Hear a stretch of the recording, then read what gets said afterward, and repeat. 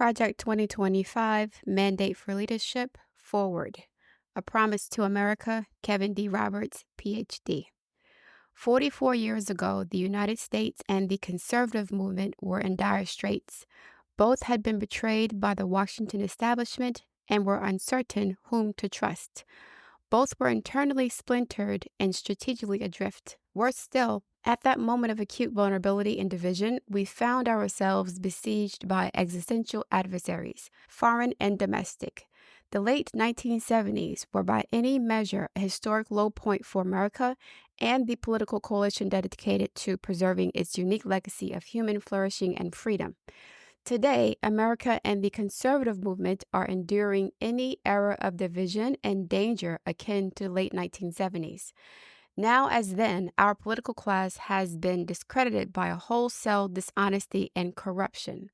Look at America under the ruling and cultural elite today. Inflation is ravaging family budgets, drug overdose deaths continue to escalate, and children suffer the toxic normalization of transgenderism with drag queens and pornography invading their school libraries. Overseas, a totalitarian communist dictatorship in Beijing is engaged in a strategic, cultural, and economic Cold War against America's interests, values, and people, all while globalist elites in Washington awaken only slowly to that growing threat. Moreover, low-income communities are drowning in addiction and government dependence. Contemporary elites have even repurposed the worst ingredients of the 1970s radical chic to build the totalitarian cult known today as the Great Awakening. And now as then, the Republican Party seems to have little understanding about what to do. Most alarming of all, the very moral foundations of our society are in peril.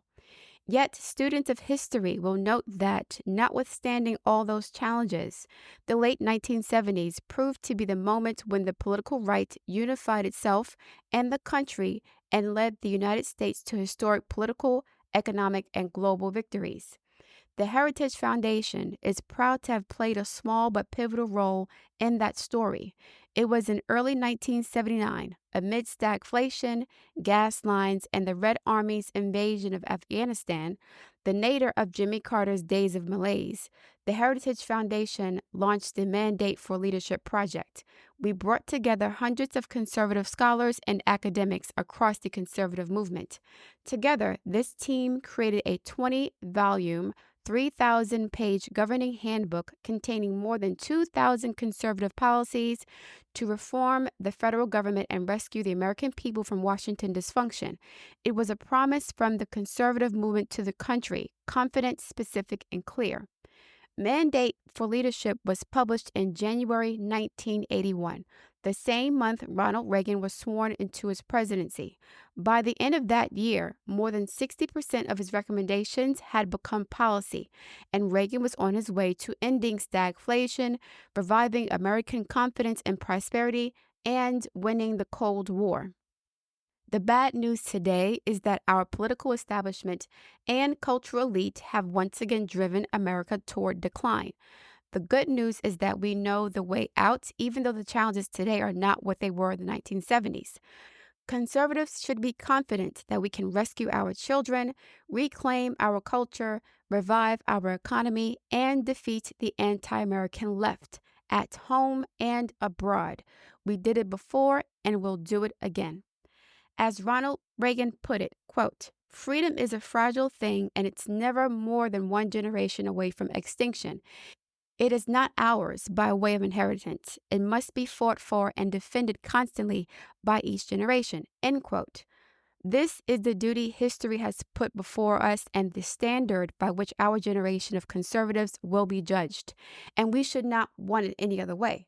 The legacy of Mandate for Leadership, and indeed of the entire Reagan Revolution, is that if conservatives want to save the country, we need a bold and courageous plan. This book is the first step in that plan. The Conservative Promise. This volume, The Conservative Promise, is the opening salvo of the 2025 Presidential Transition Project, launched by the Heritage Foundation and our many partners in April 2022. Its 30 chapters lay out hundreds of clear and concrete policy recommendations for White House offices, cabinet departments, Congress, and agencies, commissions, and boards. Just as important as the scope of the conservative promises recommendations is the breadth of its authorship. This book is the product of more than 400 scholars and policy experts from across the conservative movement and around the country. Contributors include former elected officials, world-renowned economists, and veterans from 4 presidential administrations. This is an agenda prepared by and for conservatives who will be ready on day 1 of the next administration to save our country from the brink of disaster. The Heritage Foundation is once again facilitating this work. But as our dozens of partners and hundreds of authors will attest, this book is the work of the entire conservative movement. As such, the authors express consensus recommendations already forged, especially along 4 broad fronts that will decide America's future. Number 1, restore the family as the centerpiece of American life and protect our children. Number 2, dismantle the administrative state and return self-governance to the American people. Number 3, defend our nation's sovereignty, borders, and bounty against global threats. Number 4, secure our God-given individual rights to live freely, what our Constitution calls the blessings of liberty. What makes these 4 pieces of the conservative promise so valuable to the next president is that they cut through the superficial distractions and focus on the moral and foundational challenges America faces in this moment of history. This was one of the secrets of conservative success in the Reagan era, one our generation should emulate. As in the late 1970s, Americans today experience the failures of political and cultural elites in countless ways, in the job market and in the grocery store checkout lines, on the streets and in our schools, in the media and within our institutions. But in truth, these daily dysfunctions are not innumerable problems, but innumerable manifestations of a few core crises. In 1979, the threats we faced were the Soviet Union, the socialism of the 1970s liberals, and the predatory deviancy of cultural elites. Reagan defeated these beasts by ignoring their tentacles and striking instead at their hearts. His approach to the Cold War, quote, we win and they lose, end quote. His economic agenda, the human dignity of work and its many rewards. His platform in the culture wars, the, quote, community of values embodied in these words, family, work, neighborhood, peace, and freedom, end quote. This book, and Project 2025 as a whole, will arm the next conservative president with the same kind of strategic clarity, but for a new age. Promise number 1, restore the family as the centerpiece of American life and protect our children. The next conservative president must get to work pursuing the true priority of politics, the well-being of the American family. In many ways, the entire point of centralizing political power is to subvert the family. Its purpose is to replace people's natural loves and loyalties with unnatural ones. You see this in the popular left-wing aphorism, quote, government is simply the name we give to the things we choose to do together, end quote. But in real life, most of the things people do together, quote, have nothing to do with government. These are the mediating institutions that serve as the building blocks of any healthy society: marriage, family, work, church, school, volunteering. The name real people give to the things we do together is community, not government. Our lives are full of interwoven, overlapping communities, and our individual and collective happiness depends upon them. But the most important community in each of our lives and the life of the nation is the family. Today, the American family is in crisis. 40% of all children are born to unwed mothers, including more than 70% of Black children. There is no government program that can replace the hole in a child's soul cut out by the absence of a father. Fatherlessness is one of the principal sources of American poverty, crime, mental illness, teen suicide, substance abuse, rejection of the church, and high school dropouts. So many of the problems government programs are designed to solve but can't are ultimately problems created by the crisis of marriage and the family. The world has never seen a thriving, healthy, free, and prosperous society where most children grow up without their married parents. If current trends continue, we are heading towards social implosion. Furthermore, the next conservative president must understand that using government alone to respond to symptoms of the family crisis is a dead end. Federal power must instead be wielded to reverse the crisis and rescue America's kids from familial breakdown. The conservative promise includes dozens of specific policies to accomplish this existential task. Some are obvious and long-standing goals like eliminating marriage penalties and federal welfare programs and the tax code and installing work requirements for food stamps. But we must go further. It's time for policymakers to elevate family authority, formation, and cohesion as their top priority and even use government power, including through the tax code, to restore the American family. Today, the left is threatening the tax-exempt status of churches and charities that reject woke progressivism. They will soon turn to Christian schools and clubs with the same totalitarian intent. The next conservative president must make the institutions of American civil society hard targets for woke culture warriors. This starts with deleting the terms sexual orientation and gender identity, SOGI, diversity, equity and inclusion, DEI, gender, gender equality, gender equity, gender awareness, gender sensitive, abortion, reproductive health, reproductive rights, and any other term used to deprive Americans of their First Amendment rights out of every federal rule, agency regulation, contract, grant, regulation, and piece of legislation that exists.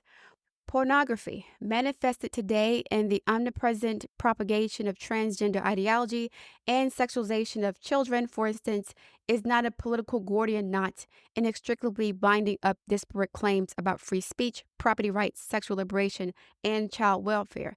It has no claim to First Amendment protection. Its purveyors are child predators and misogynistic exploiters of women. Their product is as addictive as any illicit drug and as psychologically destructive as any crime. Pornography should be outlawed. The people who produce and distribute it should be imprisoned. Educators and public librarians who purvey it should be classed as registered sex offenders. And telecommunications and technology firms that facilitate its spread should be shuttered. In our schools, the question of parental authority over their children's education is a simple one. Schools serve parents, not the other way around. That is, of course, the best argument for universal school choice, a goal all conservatives and conservative presidents should pursue. But even before we achieve that long-term goal, parents' rights as their children's primary educators should be non-negotiable in American schools. States, cities and counties, school boards, union bosses, principals, and teachers who disagree should immediately be cut off from federal funds.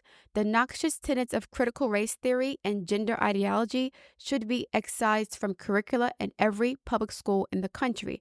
These theories poison our children, who are being taught on the one hand to affirm that the color of their skin fundamentally determines their identity and even their moral status, while on the other, they are taught to deny the very creatureliness that inheres in being human and consists in accepting the givenness of our nature as men or women. Allowing parents or physicians to, quote, reassign the sex of a minor is child abuse and must end. For public institutions to use taxpayer dollars to declare the superiority or inferiority of certain races, sexes, and religions is a violation of the Constitution and civil rights law and cannot be tolerated by any government anywhere in the country. But the pro-family promises expressed in this book and central to the next conservative president's agenda must go much further than the traditional narrow definition of family issues. Quote, every threat to family stability must be confronted. This resolve should color each of our policies. Consider our approach to big tech. The worst of these companies prey on children like drug dealers to get them addicted to their mobile apps. Many Silicon Valley executives famously don't let their own children have smartphones. They nevertheless make billions of dollars addicting other people's children to theirs. TikTok, Instagram, Facebook, Twitter, and other social media platforms are specifically designed to create the digital dependencies that fuel mental illness and anxiety, to fray children's bonds with their parents and siblings. Federal policy cannot allow this industrial-scale child abuse to continue.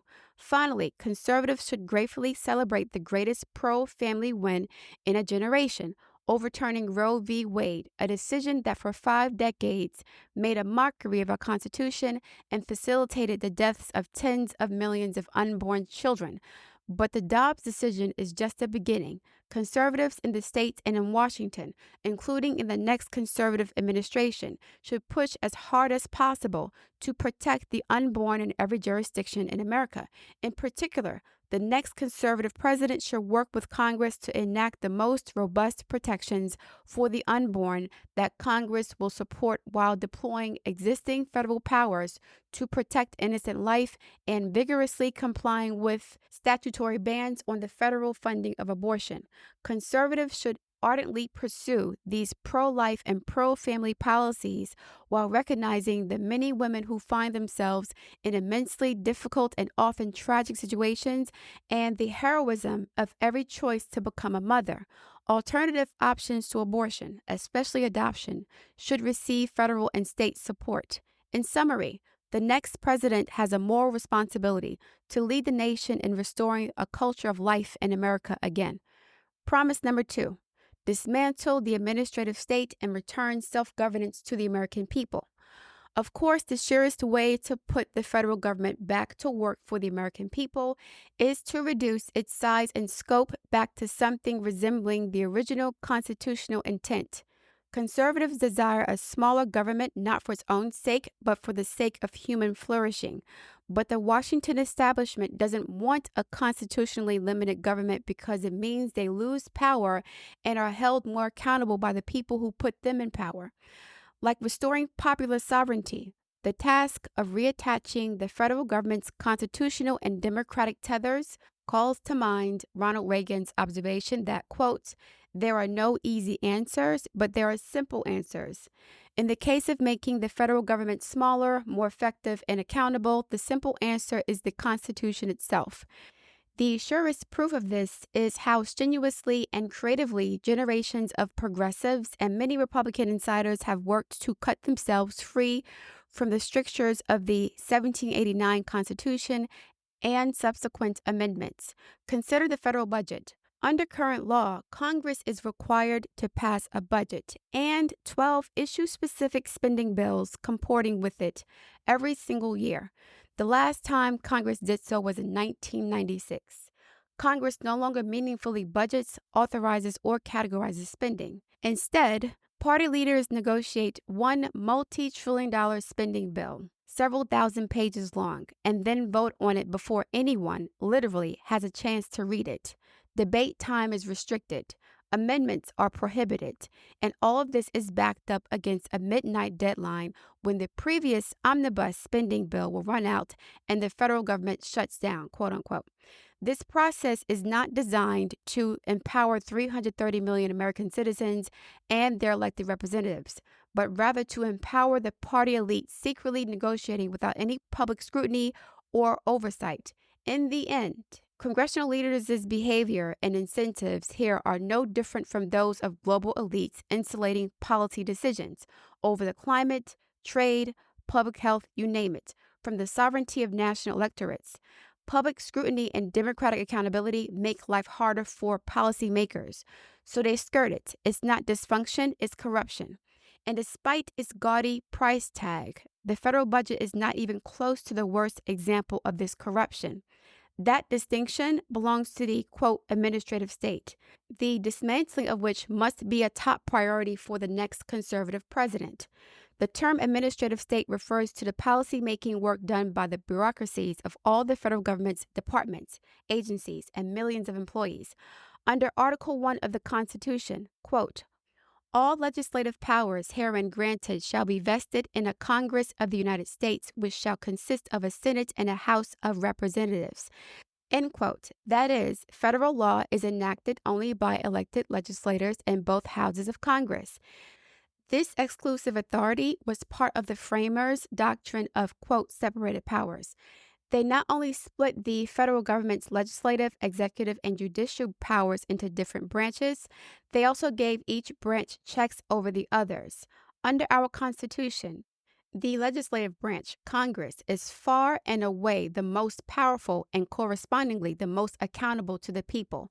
In recent decades, members of the House and Senate discovered that if they give away that power to the Article 2 branch of the government, they can also deny responsibility for its actions. So today in Washington, most policy is no longer set by Congress at all, but by the administrative state. Given the choice between being powerful but vulnerable or irrelevant but famous, most members of Congress have chosen the latter. Congress passes intentionally vague laws that delegate decision-making over a given issue to a federal agency.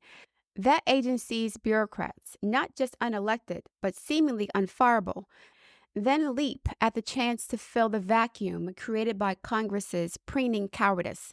The federal government is growing larger and less constitutionally accountable, even to the president, every year.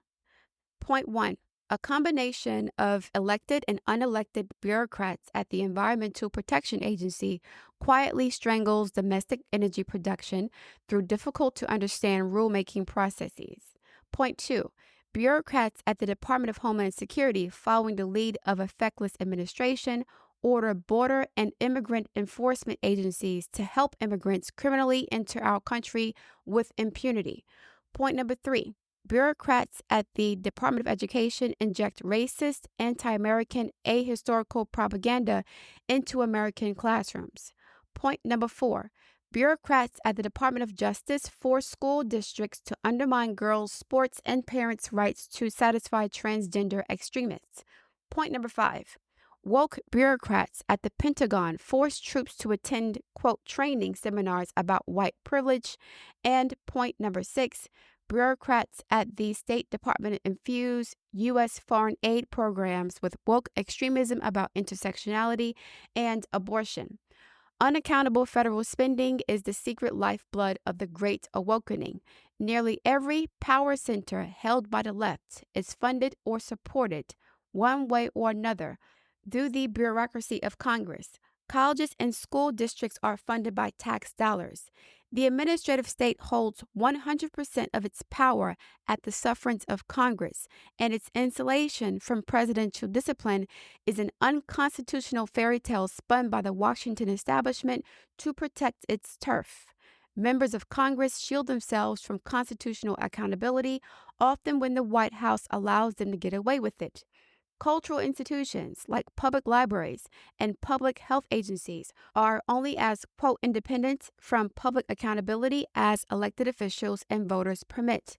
Let's be clear. The most egregious regulations promulgated by the current administration come from one place, the Oval Office. The president cannot hide behind the agencies, as his many executive orders make clear. His is the responsibility for the regulations that threaten American communities, schools, and families. A conservative president must move swiftly to do away with these vast abuses of presidential power and remove the career and political bureaucrats who fuel it. Properly considered, restoring fiscal limits and constitutional accountability to the federal government is a continuation of restoring national sovereignty to the American people. In foreign affairs, global strategy, federal budgeting, and policymaking, the same pattern emerges again and again. Ruling elites slash and tear at restrictions and accountability placed on them.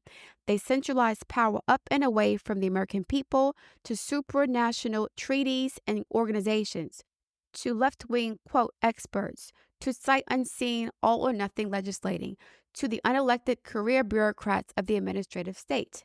As monolithic as the left's institutional power appears to be, it originates with appropriations from Congress and is made complete by a feckless president.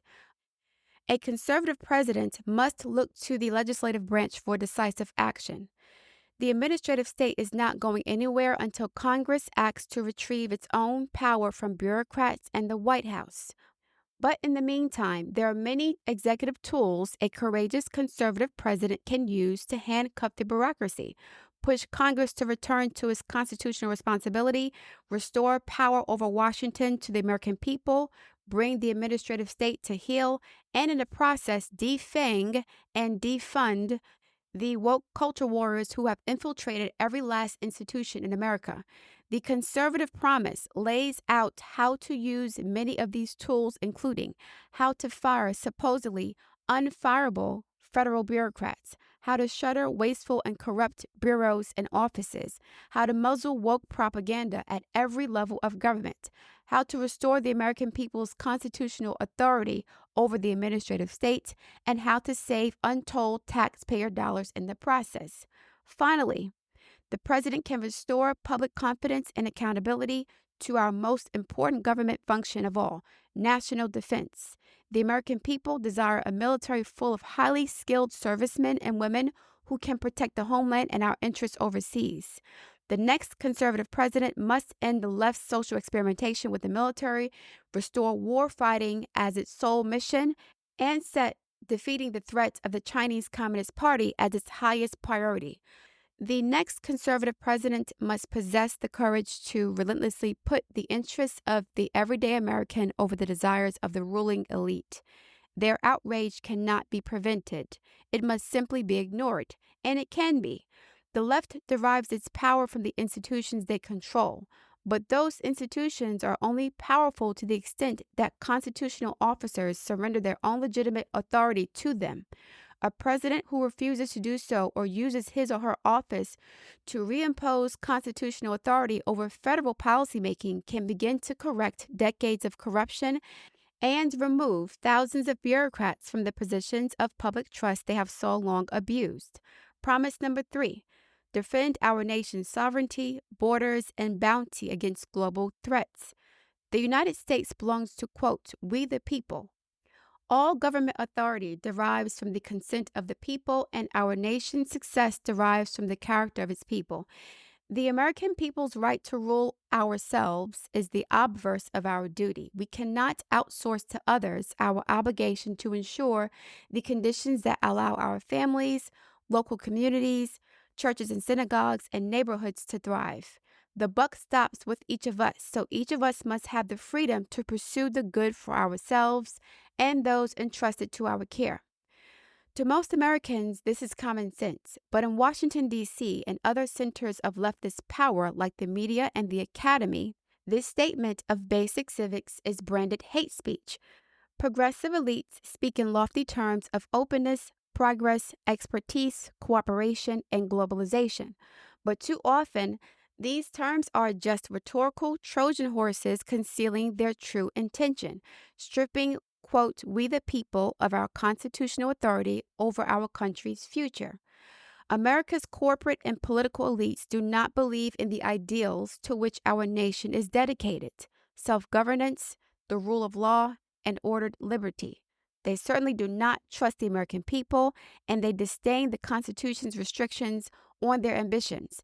Instead, they believe in a kind of 21st century Wilsonian order in which the, quote, enlightened, highly educated managerial elite runs things rather than the humble, patriotic working families who make up the majority of what the elites contemptuously call, quote, flyover country, end quote. This Wilsonian hubris has spread like a cancer through many of America's largest corporations, its public institutions, and its popular culture. Those who run our so-called American corporations have bent to the will of the woke agenda and care more for their foreign investors and organizations than their American workers and customers. Today, nearly every top-tier U.S. university president or Wall Street hedge fund manager has more in common with a socialist European head of state than with the parents at a high school football game in Waco, Texas. Many elites' entire identity, it seems, is wrapped up in their sense of superiority over those people. But under our Constitution, they are the mere equals of the workers who shower after work instead of before. This is as it should and must be. Intellectual sophistication, advanced degrees, financial success, and all other markers of elite status have no bearing on a person's knowledge of the one thing most necessary for governance: what it means to live well. That knowledge is available to each of us, no matter how humble our backgrounds or how unpretentious our attainments. It is open to us to read in the book of human nature, to which we are all offered the key just by merit of our shared humanity. One of the great premises of American political life is that everyone who can read in that book must have a voice in deciding the course and fate of our republic. Progressive policymakers and pundits in America either fail to understand this premise or intentionally reject it. They enthusiastically support supranational organizations like the United Nations and European Union, which are run and staffed almost entirely by people who share their values and are mostly insulated from the influence of national elections. That's why they are eager for Americans to sign international treaties on everything from pharmaceutical patents to climate change to, quote, the rights of the child, end quote, and why those treaties invariably endorse policies that could never pass through the U.S. Congress. Like the progressive Woodrow Wilson a century ago, the woke left today seeks a world bound by global treaties they write, in which they exercise dictatorial powers over all nations without being subject to democratic accountability. That's why today's progressive left so cavalierly supports open borders despite the lawless humanitarian crisis their policy created along America's southern border. They seek to purge the very concept of the nation state from the American ethos, no matter how much crime increases or resources drop for schools and hospitals or wages decrease for the working class. Open borders activism is a classic example of what the German theologian Dietrich Bonhoeffer called, quote, cheap grace, publicly promoting one's own virtue without risking any personal inconvenience. Indeed, the only direct impact of open borders on pro-open border elites is that the constant flow of illegal immigration suppresses the wages of their housekeepers, landscapers, and busboys. Quote, cheap grace aptly describes the left's love affair with environmental extremism. Those who suffer most from the policies environmentalism would have us enact are the aged, poor, and vulnerable. It is not a political cause, but a pseudo-religion meant to baptize liberals' ruthless pursuit of absolute power in the holy water of environmental virtue. At its very heart, environmental extremism is decidedly anti-human. Stewardship and conservation are supplanted by population control and economic regression. Environmental ideologues would ban the fuels that run almost all of the world's cars, planes, factories, farms, and electricity grids. Abandoning confidence in human resilience and creativity in responding to the challenges of the future would raise impediments to the most meaningful human activities. They would stand human affairs on their head, regarding human activity itself as fundamentally a threat to be sacrificed to the God of nature. The same goals are the heart of elite support for economic globalization. For 30 years, America's political, economic, and cultural leaders embraced and enriched Communist China and its genocidal Communist Party while hollowing out America's industrial base. What may have started out with good intentions has now been made clear. Unfettered trade with China has been a catastrophe. It has made a handful of American corporations enormously profitable while twisting their business incentives away from the American people's needs. For a generation, politicians of both parties promised that engagement with Beijing would grow our economy while injecting American values into China. The opposite has happened. American factories have closed. Jobs have been outsourced. Our manufacturing economy has been financialized. And all along, the corporations profiting failed to export our values of human rights and freedom. Rather, they imported China's anti-American values into their C-suites. Even before the rise of big tech, Wall Street ignored China's serial theft of American intellectual property. It outright cheered the elimination of American manufacturing jobs. Learn to code, quote, they would gloat. These were just the price of progress. Engagement was at every step Beijing's project, not America's. The Chinese Communist Party, CCP, dictated terms, only to break them whenever it suited them.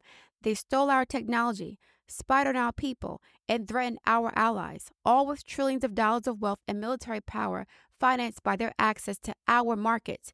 Then came the rise of big tech, which is now less a contributor to the U.S. economy than it is a tool of China's government. In exchange for cheap labor and regulatory special treatment from Beijing, America's largest technology firms funnel data about Americans to the CCP. They hand over sensitive intellectual property with military and intelligence applications to keep the money rolling in. They let Beijing censor Chinese users on their platforms. They let the CCP set their corporate policies about mobile apps, and they run interference for our rivals' political priorities in Washington. One side of big tech companies' business model is old-fashioned American competitiveness and world-changing technological innovation, but increasingly, that side of these businesses is overshadowed by their role as operatives in the lucrative employ of America's most dangerous international enemy. If you want to understand the danger posed by collaboration between big tech and the CCP, look no further than TikTok. This highly addictive video app, used by 80 million Americans every month and overwhelmingly popular among teenage girls, is in effect a tool of Chinese espionage. The ties between TikTok and the Chinese government are not loose, and they're not coincidental. The same can be observed of many U.S. colleges and universities. Through the CCP's Confucius Institutes, Beijing has been just as successful at compromising and co-opting our higher education system as they have at compromising and co-opting corporate America. A casual reader might take the last few pages as surveying a broad array of challenges facing the American people and the next conservative president: supranational policymaking, border security, globalization, engagement with China, manufacturing, big tech, and Beijing compromised colleges. But these really are not many issues, but two. Number one, that China is a totalitarian enemy of the United States, not a strategic partner or a fair competitor. And number two, that America's elites have betrayed the American people. The solution to all of the above problems is not to tinker with this or that government program, to replace this or that bureaucrat. These are problems not of technocratic efficiency, but of national sovereignty and constitutional governance. We solve them not by trimming and reshaping the leaves, but by ripping out the trees, root and branch. International organizations and agreements that erode our Constitution, rule of law, or popular sovereignty should not be reformed. They should be abandoned. Illegal immigration should be ended, not mitigated. The border sealed, not reprioritized. Economic engagement with China should be ended, not rethought. Our manufacturing and industrial base should be restored, not allowed to deteriorate further. Confucius Institutes, TikTok, and any other arm of Chinese propaganda and espionage should be outlawed, not merely monitored. Universities taking money from the CCP should lose their accreditation, charters, and eligibility for federal funds. The next conservative president should go beyond merely defending America's energy interests, but go on offense, asserting them around the world. America's vast reserves of oil and natural gas are not an environmental problem. They are the lifeblood of economic growth. American dominance of the global energy market would be a good thing for the world and, more importantly, for, quote, we the people. It's not just about jobs, even though unleashing domestic energy production would create millions of them. It's not just about higher wages for workers who didn't go to college, though they would receive the raises they have missed out on for 2 generations. Full spectrum strategic energy dominance would facilitate the reinvigoration of America's entire industrial and manufacturing sector as we disentangle our economy from China. Globally, it would rebalance power away from dangerous regimes in Russia and the Middle East. It would build powerful alliances with fast-growing nations in Africa and provide us the leverage to counter Chinese ambitions in South America and the Pacific.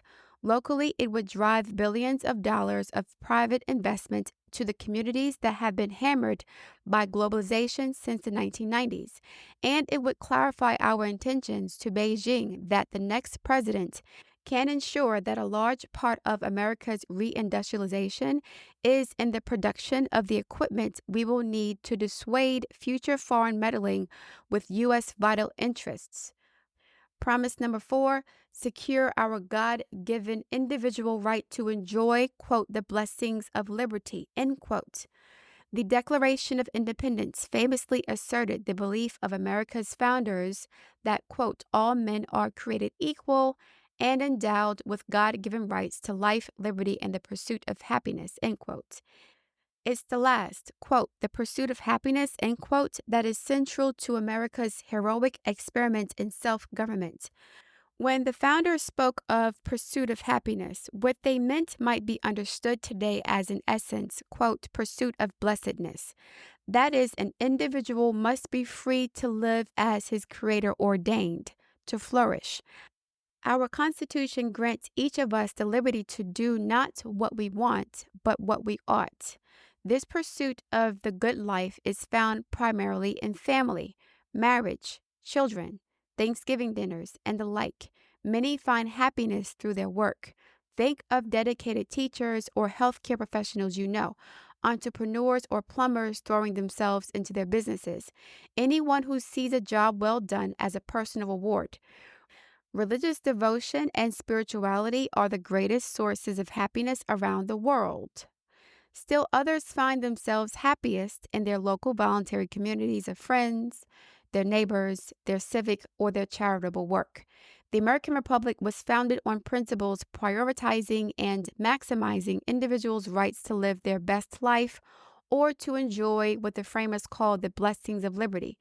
It's this radical equality, liberty for all, not just of rights but of authority, that the rich and powerful have hated about a democracy in America since 1776. They resent Americans' audacity in insisting that we don't need them to tell us how to live. It's this inalienable right of self-direction, of each person's opportunity to direct himself or herself and his or her community to the good that the ruling class disdains. With the Declaration and Constitution, our nation's founders handed to us the means with which to preserve this right. Abraham Lincoln wrote of the Declaration as an apple of gold in a silver frame, the Constitution. So must the next conservative president look to these documents when the elites mount their next assault on liberty.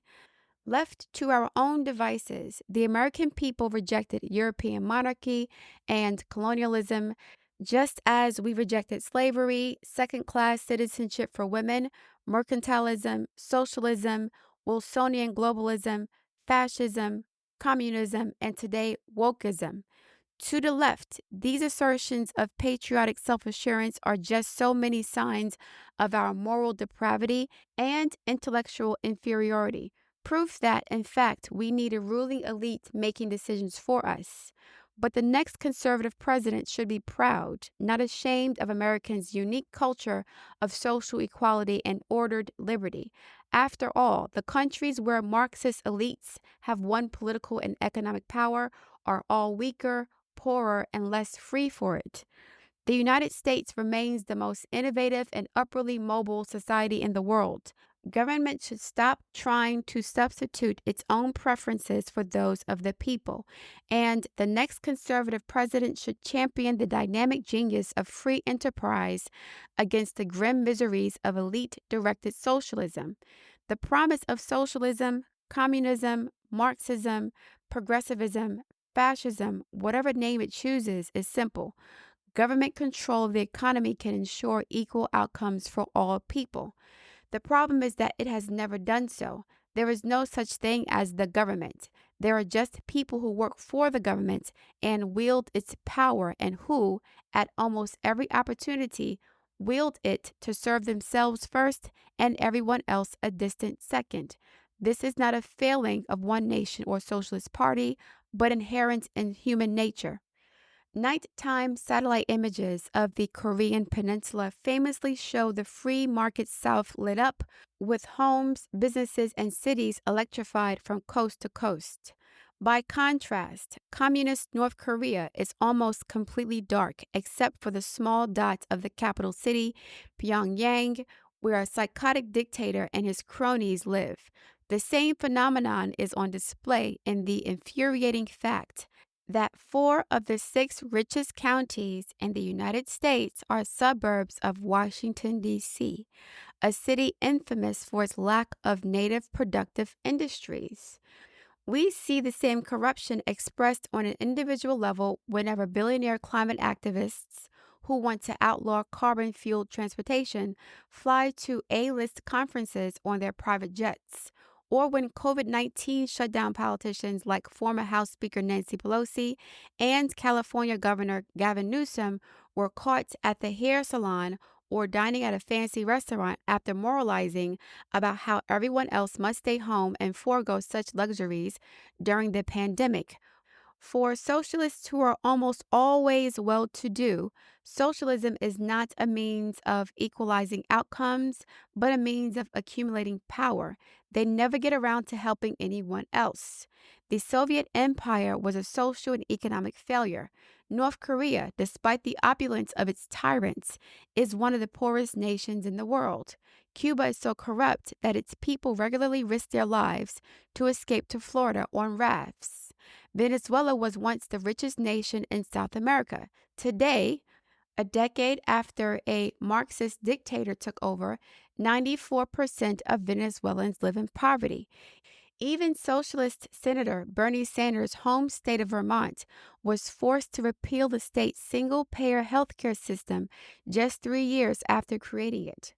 In every case, socialist elites promised that if only they could direct the economy, everything would be better. Very quickly, everything got worse. In socialist nation after socialist nation, the only way the government could keep its disgruntled people in line was to surveil and terrorize them. By contrast, in countries with a high degree of economic freedom, elites are not in charge because everyone is in charge. People work, build, invest, save, and create according to their own interests and in service to the common good of their fellow citizens. There is a reason why the private economy hews to the maxim, quote, "the customer is always right," end quote. While government bureaucracies are notoriously user-unfriendly, just as there is a reason why private charities are cheerful and government welfare systems are not. It's not because grocery store clerks and PTA moms are, quote, good and federal bureaucracies are, quote, bad. It's because private enterprises, for-profit or non-profit, must cooperate to give to succeed. So as the American people take back their sovereignty, constitutional authority, respect for their families and communities, they should also take back their right to pursue the good life. The next president should promote pro-growth economic policies that spur new jobs and investment, higher wages, and productivity. Yes, that agenda should include overdue tax and regulatory reform, but it should go further and include antitrust enforcement against corporate monopolies.